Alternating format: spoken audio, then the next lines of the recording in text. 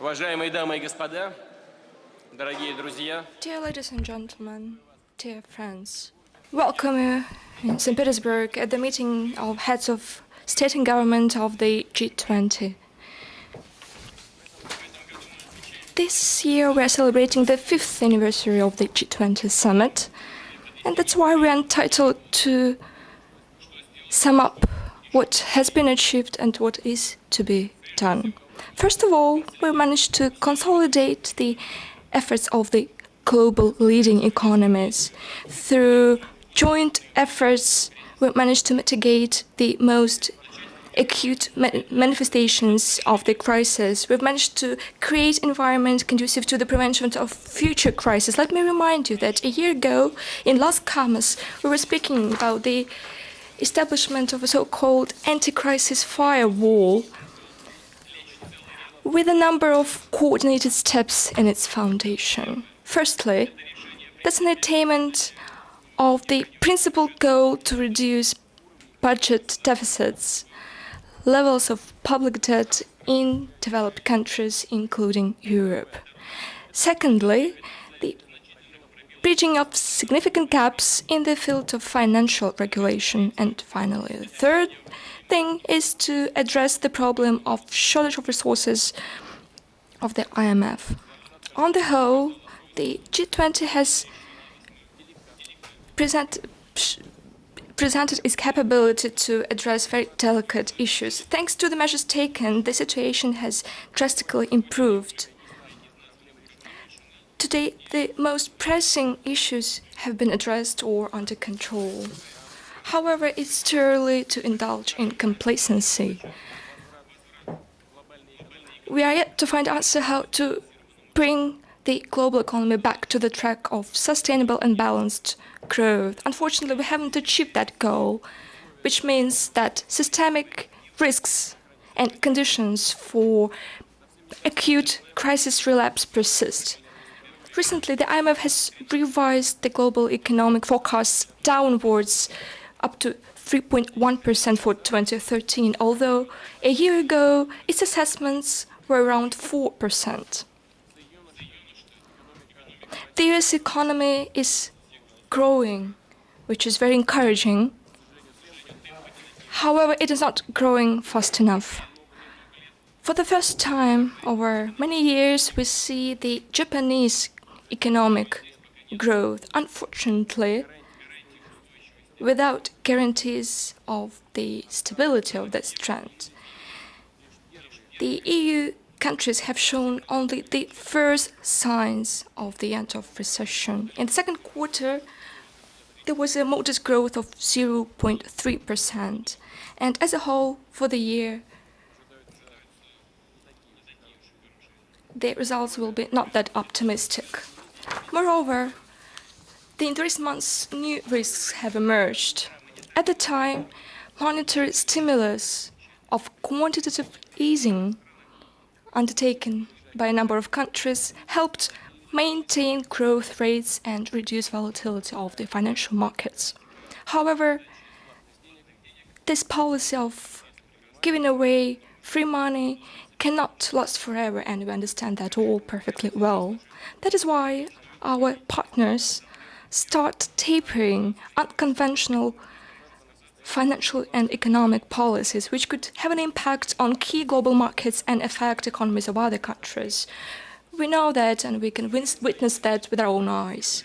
What we need is the constant monitoring and forecasting of possible consequences, prompt adoption of additional preventive measures at national and global levels.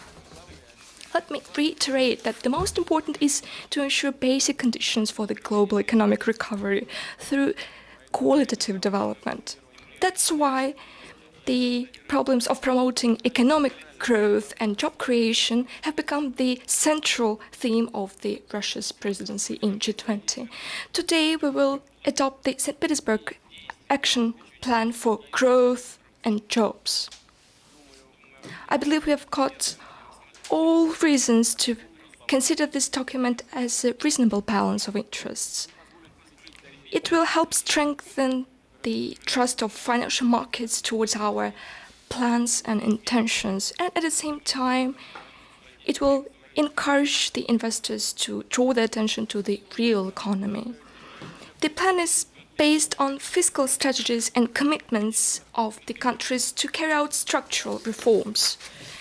In the heated discussions, we've come to a common understanding to strike an ideal balance between fiscal consolidation and boosting growth.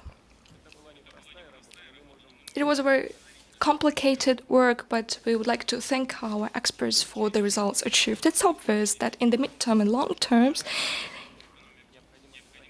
the majority of the developed economies will have to reduce the level of public debts and budget deficits. Nevertheless, the only recovery of the stability of public finances will not be enough to get back on the track of high growth rates. The logics and the developments under the global financial economic crisis have shown clearly that the structural reforms are needed. It's important to focus on fundamental guarantees for sustainable long-term growth and development. That's the logic behind the St. Petersburg Action Plan. It refers to the undertaking of overdue steps on labor market regulation and taxation, on the development of human resources, modernizing infrastructure, and regulating trade, goods markets and commodity markets. Unfortunately, yet the breakthrough results are yet to be achieved because the process of structural reforms is very complex and it is to be developed in the longer term. General stabilization of the situation, risks mitigation related to financial markets and sovereign debts will be helped by increase of the resource of the IMF by more than $460 billion. And G20 states have played a key role in this undertaking. Today, we can see that we have fully honored the commitments taken by us in Los Cabos a year ago. The next step will be the reform designed to increasing the weight, quotas and votes of the developing states and emerging economies in the IMF. Unfortunately, we have to state the lack of progress in implementing our decision to complete the 15th quarter review process by January 2014, although this work is in the focus of the attention of the global community. We are held back by the lack of decision on the ratification of arrangements made in 2010. I call on everybody to be prepared to come to balanced compromise in the area of quota redistribution, since it will predetermine the efficiency and legitimacy of the IMF and G20. Tangible results have been achieved in the field of financial regulatory reform. This issue has been on the top of our agenda from the very beginning of the global crisis. Let me stress that in 2013, the Financial Stability Board has turned into a full-fledged international organization, which will strengthen its potential in improving financial regulation. Great results have been achieved in the development of our approaches to reforming and partial implementation of the globally agreed reforms in the following areas, which are very important, and I'll take a liberty to name them all. Dear ladies and gentlemen, the first one is Basel III, including the regulatory framework for banks. Secondly, reforms of the over-the-counter derivatives market. Thirdly, measures with respect to systemically important financial institutions. To carry out such complex reforms, we need to strike compromise between the leading global economies. It's obvious that national measures on strengthening financial stability should not result in high regulatory costs, unjustifiably high, particularly for foreign participants of financial markets. The quality of financial regulation hinges directly upon the efficiency of measures to combat tax evasion. That topic has become one of the priorities this year. Against the backdrop of the greater globalization of the global economy, to efficiently combat improper behavior of taxpayers, the efforts of separate countries are not enough. Every country should strive to create the best possible tax regime for the business community, but it does not mean that these measures should be used to avoid taxation. As a result of our meeting, we will plan the joint action plan on combating tax base erosion and profit shifting. It has been prepared together with the OECD. And I would like to thank our colleagues for this work. Without them, we couldn't have achieved such results. The plan implies the adoption of a number of steps for greater transparency and improving international agreements in the area of taxation. As an outcome, there will be reduced practice of profit shifting to the offshores and growth of taxes payment in the jurisdictions where these trades and services are produced. Ladies and gentlemen, let's discuss our agenda and discuss trends in the global economy and ways to respond to them. Let's discuss the problems of financial regulation, including the action plan in the area of taxation and reforms of the global financial architecture. Let's agree on the St. Petersburg action plan prepared by the experts. Thank you for your attention.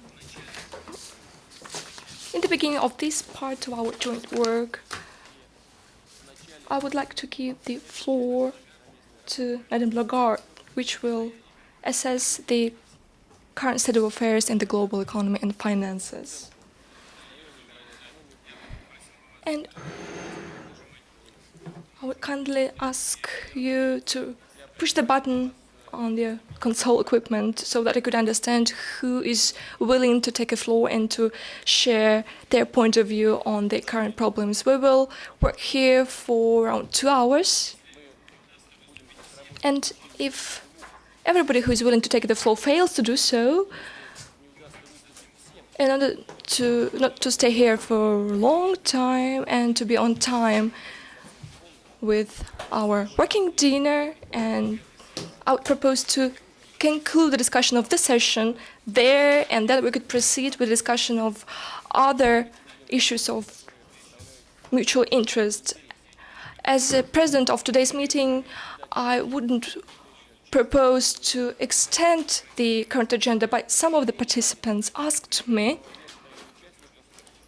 to allot some time for the discussion of other issues which were not part of our agenda, but which are extremely important in the field of global policy. I'm referring to the situation around Syria. Let's do that during our working dinner so that we do not discuss all the issues at once. So in the first part of our today's summit, let's discuss the problems we have gathered here for and which are about the key issues of the G20.